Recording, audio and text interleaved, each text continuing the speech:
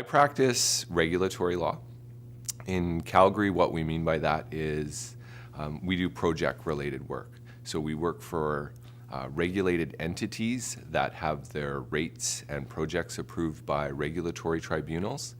And we also act for other project proponents that have to go to regulated agencies to get those projects approved. I bring to the practice, I believe, accountability and responsiveness. I know that a lot of clients like me have similar lifestyles where they're not necessarily at their desk 14 or 15 hours of the day.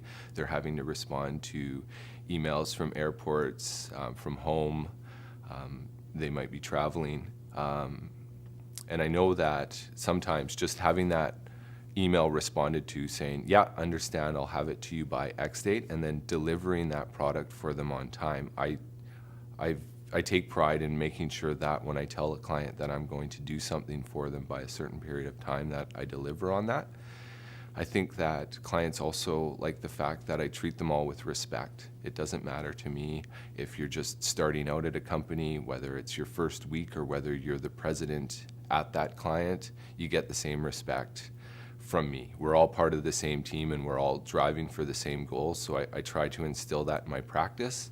And I think as a result of that, I've got to develop strong relationships with my clients, some of which I consider to be some of my closest friends. I find the practice of law to be very fulfilling in a couple of ways. The first is the challenge. I don't think that I would be well suited to a career that didn't continuously challenge me or that was mundane or repetitive in any way.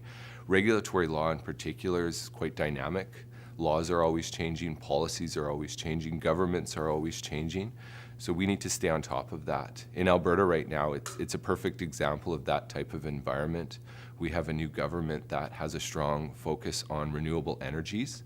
So we are anticipating to see more than $10 billion of investment in Alberta over the next 12 years on renewable projects.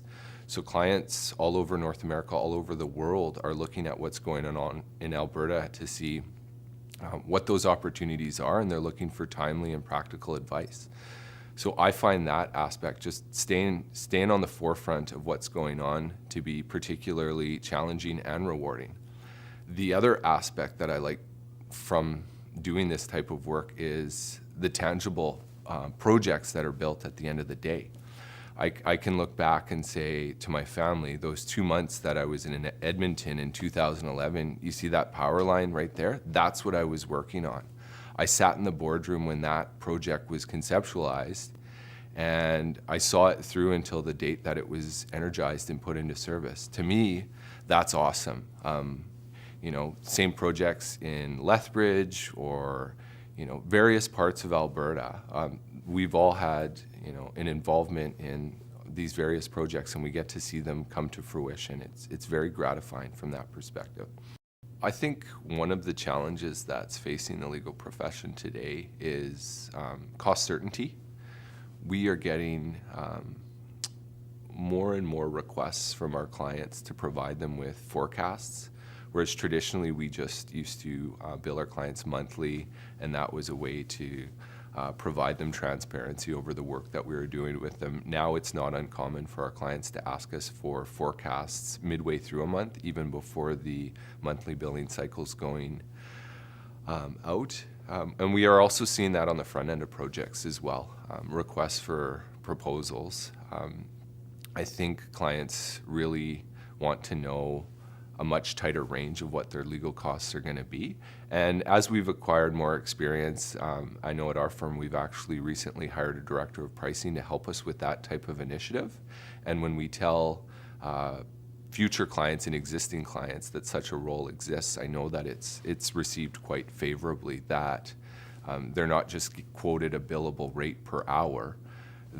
We tell them that the assumptions of what we think this project would entail based on our experience, and it tends to be received quite favorably. One specific example of a pro bono activity that I'm currently involved in that's quite meaningful to me is the Dare to Dream program. It's coordinated by Level Justice, and what it is, it's going into Calgary junior high schools, and it's directed at Aboriginal junior high students. And providing them with a positive introduction to the legal system. Some of the students have already been introduced to the legal system through other ways, but it's showing these kids that there are ways to be positively involved in the law.